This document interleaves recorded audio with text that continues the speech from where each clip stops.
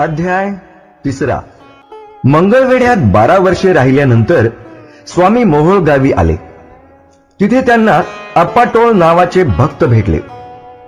काही दिवसांनी अप्पांना सोबत घेऊन स्वामी महाराज अक्कलकोटला निघाले. काही कारणांमुळे अप्पाटोळ यांना अर्ध्या वाटेवरून स्वगृही परतावे लागले. स्वामी मात्र चालत राहिले आणि अक्कलकोट गावी दाखल झाले. कामधेनू स्वतःहून घरी यावी तद्वत स्वामी महाराज चोळाप्पा यांच्या घरी पोहोचले. घरी आलेल्या स्वामींची चोळाप्पाने मनोभावे सेवा केली. त्यांच्या भक्तीने प्रसन्न झालेल्या स्वामी महाराजांनी चोळाप्पाच्या घरी राहण्याचा निर्णय घेतला. हळूहळू स्वामींच्या दैवी लीलांची ख्याती गावभर पसरली. काही दिवसातच महाराजांची कीर्ती राजपदी विराजमान असलेल्या मालोजी राजांपर्यंत पोहोचली. स्वामींच्या प्रती मनात भक्तिभाव निर्माण झालेल्या मालोजी राजांना महाराजांच्या भेटीची ओढ लागली.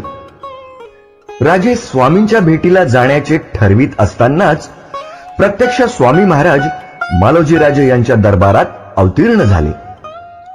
त्या क्षणी मालोजी राजांची झालेली अवस्था वर्णन करताना विष्णुबुवा थोरात लिहितात, सिंहासन खाली उतरोन राव घालीन लोटांगण, प्रेम अश्रूंनी भरले नयन, कंठ झाला सद्गदित, दृढ घातली मिठी चरणी, चरण धुतले नेत्राश्रूंनी, मग तया हस्तकी धरोनी आसनावरी बैसविले.